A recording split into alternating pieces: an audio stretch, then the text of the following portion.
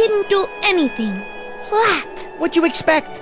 It's ash. Noble ash, but still just ash nonetheless.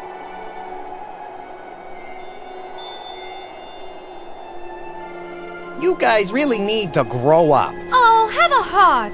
They're just enjoying their childhood. Yeah? Well, enjoy it while it lasts, little bulbs. The Reaper spares neither women nor newly budding children. It's a frozen planter box with a few flower bulbs still in it. I've already done that.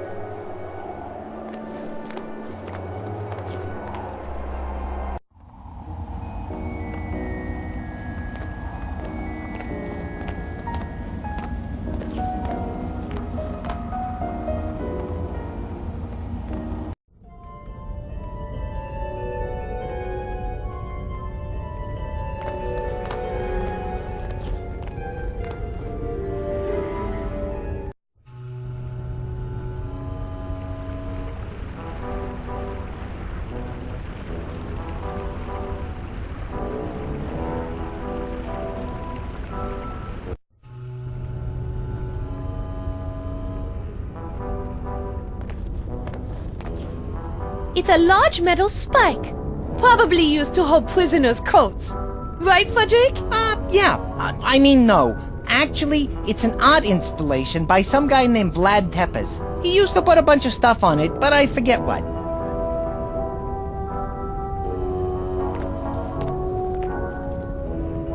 It's a burning torch. That's strange. I never realized the castle had a sub-basement. It looks a little hot in there. Who's that mean-looking dude with the pitchfork? And who is that standing next to him? You mean the guy with the stupid look on his face and the name tags that says, "My name is George"? I have no idea.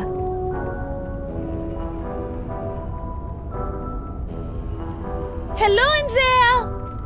Who are you waving to, Mona? A whole bunch of lawyers.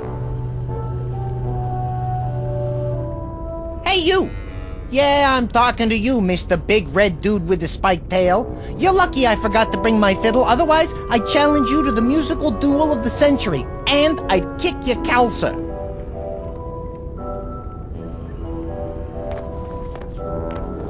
It's an unlit torch. Wow, I've never seen one of those. It seems like they never go out.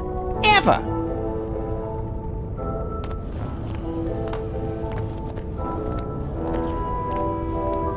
This might come in handy, but I'm not carrying it around. I'll keep it in mind.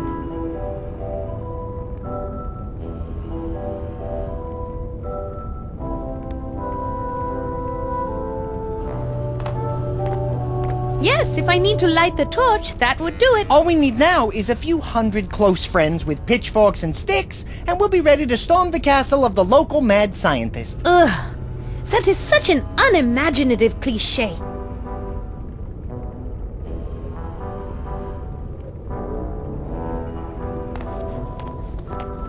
It's some kind of pit. I can't see what's down there because it's so dark. You may not be able to see it, but you can certainly smell it. Whatever's down there smells worse than the skid marks in Shroudy's underwear. How do you know that? Ugh, never mind. I don't need to know. It's the handle to the grate that covers the pit.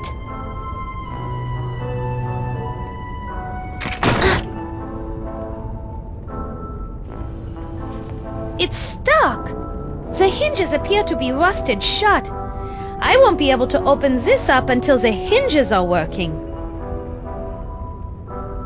It's a good thing I haven't eaten anything this morning. Otherwise, I might be making a contribution to whatever's down in that pit. You mean you're on the verge of blowing chunks, yodeling in the gully, talking to Ralph on the big white telephone, executing a Technicolor yawn, launching lunch, delivering street pizza, or involuntarily creating a personal protein spill? Frederick, you're more than a little twisted, but highly creative.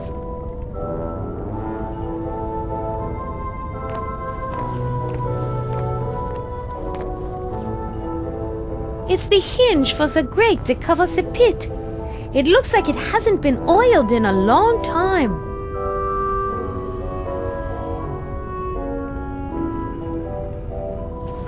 These hinges definitely need some lubrication if they're going to work.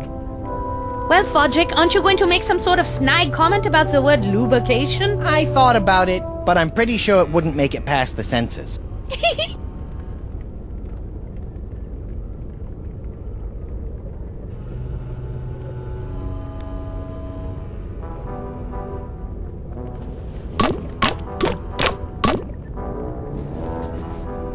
That loosened one of them up, but I had to use all the lotion in the bottle. Now it's empty.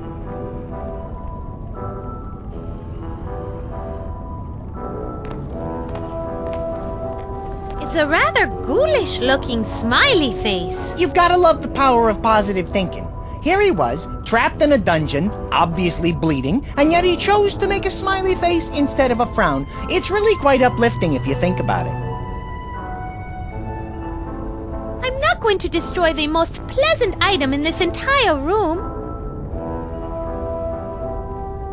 It's a couple of chains. Now all we need are some chips, dip, whips, and we got ourselves a party. Ain't gonna happen.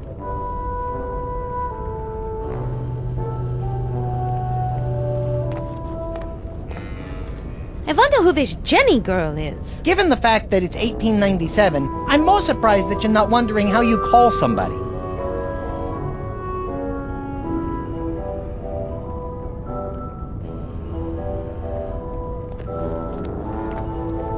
My, they sure spilled a lot of ketchup down here, and on this wall particularly. Ketchup looks more like old positive salty tasting Merlot to me.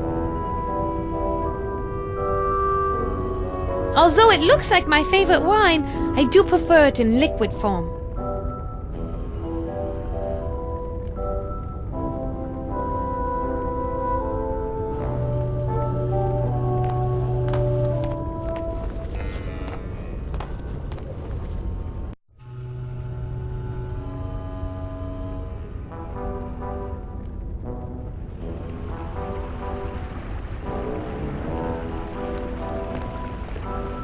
It looks like a poker and a brazier full of hot coals.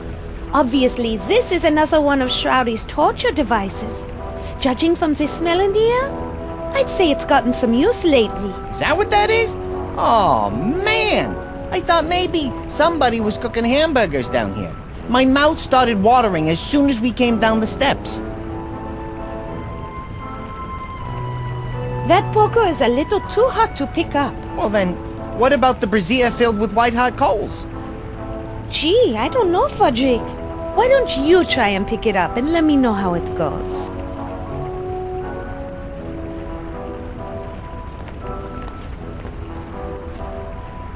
It's a large mace hanging high up on the wall.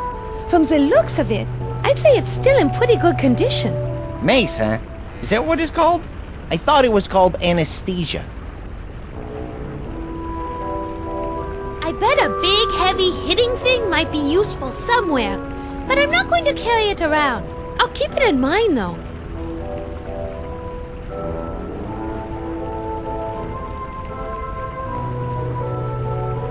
It appears to be some sort of hideous torture device. I wonder where the Baroness would find such a thing. Maybe she went shopping at that trendy new Swedish torture furniture superstore. I've heard they have a wide selection of inexpensive torture gear, and when you walk through the store, they have a bunch of different dungeon rooms set up so you can actually see how your torture device would look once you take it home. Absolutely not. That would kill me. Technically, I think the spikes would have to be made of wood to kill you. So I think you're good. That is, if you really want to sit on a chair designed to cause unimaginable pain.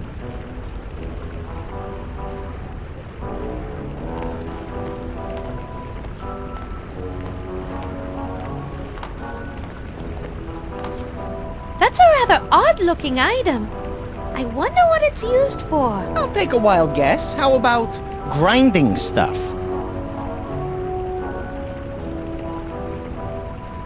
I don't want to touch that thing. It's got lots of residue on it. You're right, Mona. It looks like there are bits of flesh and bone, And maybe a few coffee beans. Coffee beans? Yeah, Shroudy sometimes like to start his day with a hot cup of joe and the evening paper boy. Don't you mean the evening paper? No, I mean the paper boy. Shroudy always enjoyed feasting on Draxylvanian paper boys. I assume he threw their corpses into the pit, then climbed into his coffin where he'd relax and read their papers.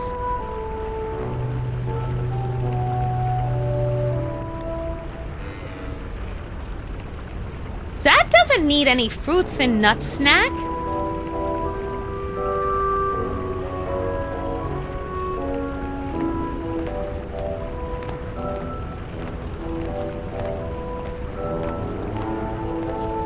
It's some sort of torture device. It looks like my Aunt Votre Mère. I definitely don't want to see what is in there. Oh, man, I do. Come on, Mona, please. No, Fodrick. It will be filled with some gruesome, gory scenes that will haunt my nightmares for the rest of my life. Exactly. Forget it!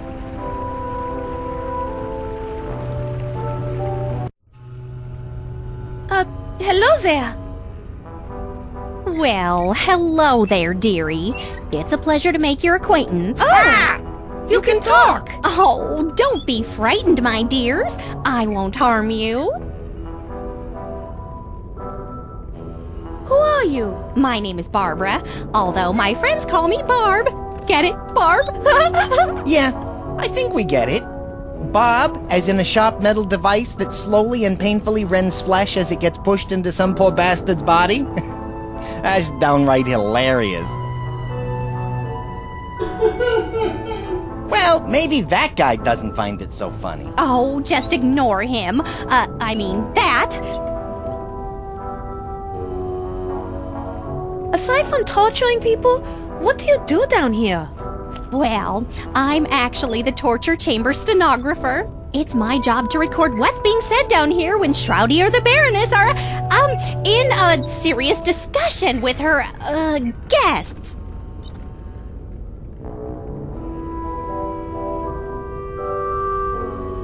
What kind of stuff have you heard?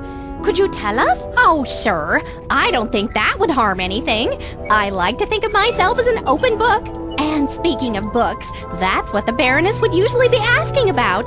Shroudy, on the other hand, he usually didn't ask anything at all.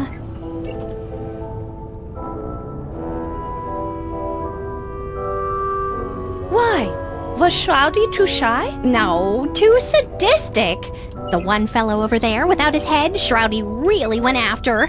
That's right around the time when the Baroness disappeared. Curious thing about that guest. What? He didn't bleed at all. Shroudy took one whack at his head and it fell on the floor and shattered like a Ming vase. Very, very odd. Even for around here. Book? What book? Oh, yes. The Book of Shrouds was always the topic of discussion for the Baroness. It was mostly various priests, scholars, magicians, historians, and, holy men that the Baroness would bring down here. She was definitely trying to extract knowledge from them about that book. When was the last time you saw the Baroness? She was torturing that headless man over there several years ago. After she got the information she wanted, she left the castle in a hurry and never returned. Do you have this session memorized right before the Baroness left? Yes, let me see. I believe I have it here. It's been a few years. Here I go. Man from Cabal.